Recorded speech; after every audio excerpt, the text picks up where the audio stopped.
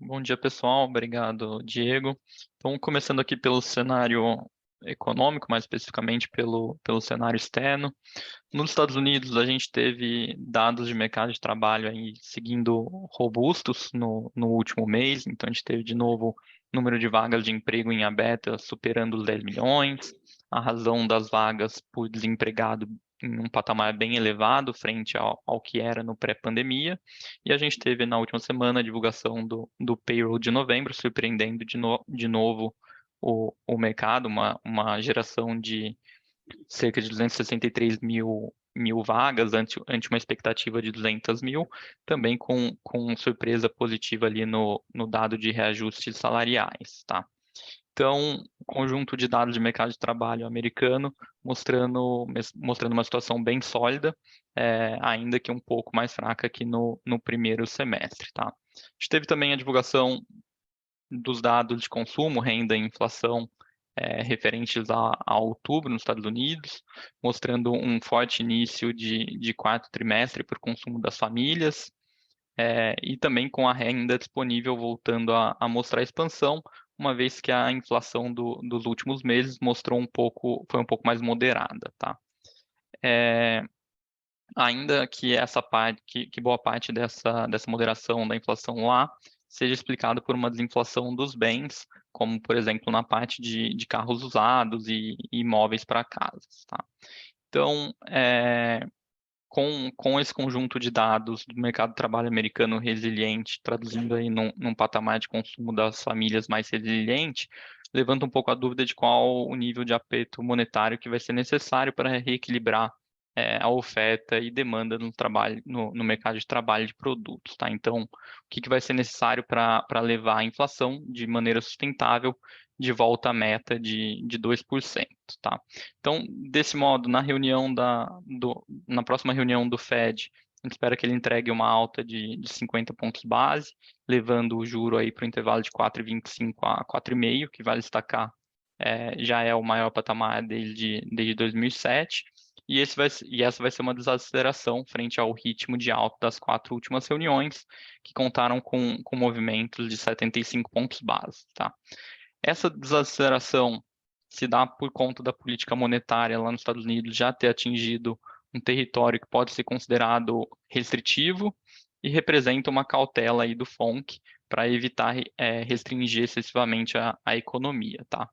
Mas vale destacar que isso não quer dizer que a gente vai ter uma pausa iminente no processo de aperto monetário por lá, uma vez que a gente deve ver uma sinalização via as projeções individuais dos membros do Fed de que os juros terminais vão ser na vizinhança dos 5%, tá? Então vão ser necessárias ali novas altas. Por que vão ser necessárias novas altas nos juros americanos? Primeiro, pela inflação, apesar do último número ter sido um pouco mais benigno do que se esperava, a inflação ainda é bem persistente e o nível atual ainda segue sendo muito acima da meta lá, tá? A inflação de serviços, no geral, preocupa.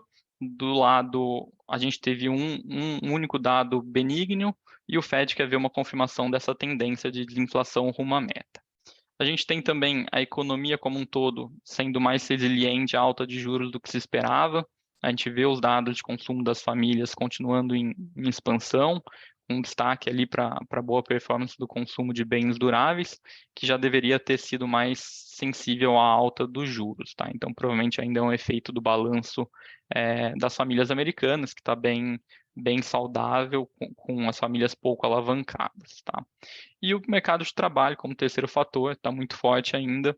A gente tem uma geração de emprego bem robusta e os reajustes salariais ainda bem elevados, tá? Acima dos patamares condizentes com a inflação na meta. Então, o Fed ainda teme um pouco que a inflação de serviços não cedo o suficiente e que a desinflação de bens não seja o suficiente para cumprir o mandato de inflação que eles têm. Tá? Então, a economia como um todo parece aguentar um pouco mais altas de juros nesse momento. Tá? Então, com os juros adentrando esse território restritivo, é um pouco mais difícil calibrar ali o quanto continuar subindo, ou uma vez tendo atingido determinado nível, quanto que o Fed deveria ficar parado com esses juros. Tá? Mas nesse momento que a gente tem de sinalização do board, do próprio Powell, é de que a taxa terminal deve ser na vizinhança dos 5%, seguida de uma manutenção nesse patamar por algum tempo, indicando ali que o Fed não quer cortar os juros cedo para não arriscar repetir o erro ali que eles tiveram na década de 60 e 70, quando houve um relaxamento muito prematuro da política monetária. Tá? Vale destacar no último mês também, na seara política, a gente teve as eleições de meio de mandato presidencial lá nos Estados Unidos, e o que acabou se concretizando foi um cenário de Congresso americano dividido, com os democratas garantindo a continuação do controle no Senado e os republicanos ganhando o controle na Câmara. Tá?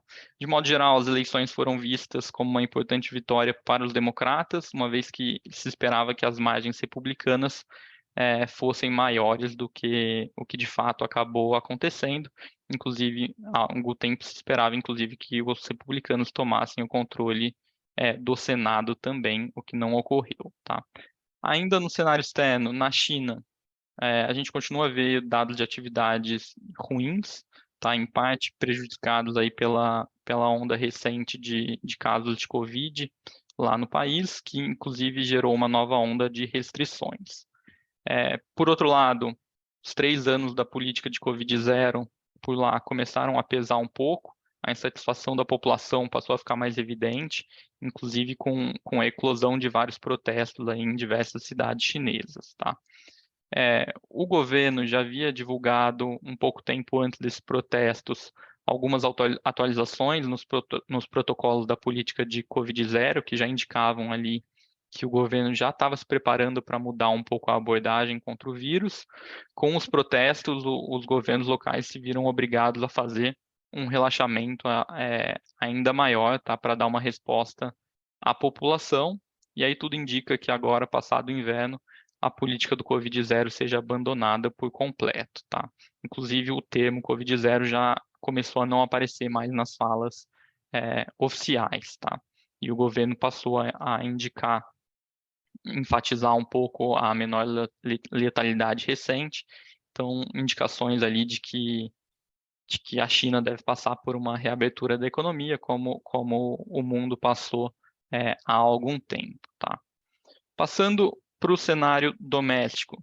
Então, aqui no Brasil, depois de passada a eleição do lado político, a discussão foi completamente dominada pela PEC da transição, com o governo eleito tentando criar espaço para realizar as promessas que foram feitas durante a campanha.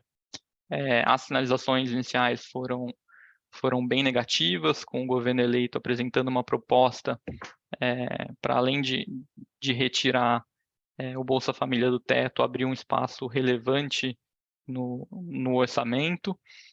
Então, basicamente pediram para aumentar os gastos em cerca de 200 bilhões nos próximos anos, o que seria muito mais do que o suficiente para aumentar o orçamento do programa Bolsa Família em cerca de 70 bilhões de reais, que é ali o suficiente para garantir o piso do benefício em R$ 600 e também pagar um adicional de cerca de R$ 150 por criança de até 6 anos, mas também deixaria uma boa sobra ali para outros desejos do governo. Tá?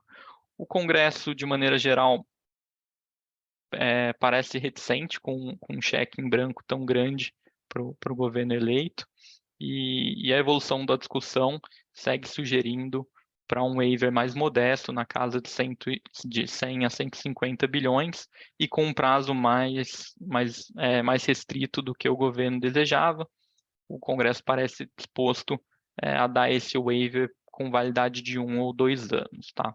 Então, apesar do resultado final possivelmente não ser tão ruim quanto a mensagem inicial, acho que vale destacar que ficou bem clara ali a preferência do governo por gastar mais. Tá? Então, essa deve ser toda a dinâmica da agenda legislativa em 2023 e nos próximos anos. Tá? E aí, quando a gente coloca esses números de um waiver de cerca de 150 bilhões pelos próximos anos, a gente vê que num cenário que praticamente tudo é certo, que em termos de juros, de atividade, de inflação, a gente vê a dívida PIB crescendo ali em uma magnitude relevante nos próximos anos. Então, a gente deve ver a dívida PIB terminando esse ano em cerca de 75%. Nesse cenário com um waiver de 150 bilhões, a gente deve ver isso avançando ali cerca de 15 pontos nos próximos 5 anos, tá? O que coloca um pouco em xeque a sustentabilidade e faz parar ali um risco fiscal relevante para esse próximo mandato.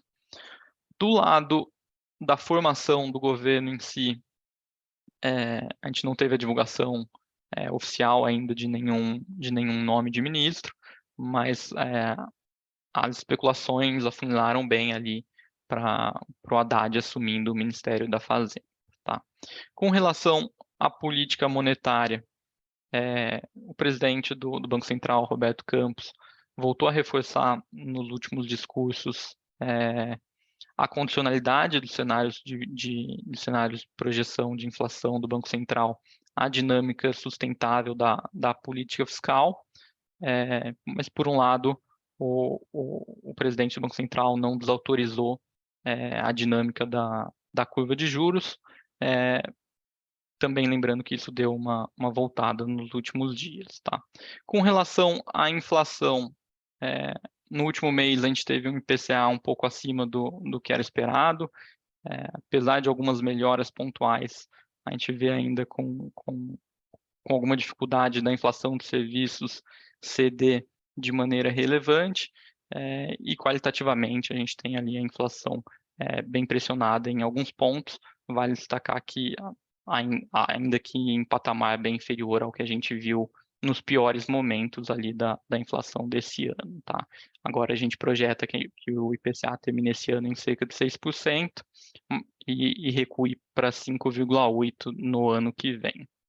Com relação à atividade econômica, a gente tem visto se acumular um pouco os sinais de desaceleração. Então, a gente teve a divulgação do dado do PIB do terceiro trimestre, que apesar de toda a revisão positiva que a gente teve nos dados anteriores, a gente viu alguma desaceleração quando comparado com o crescimento do primeiro semestre.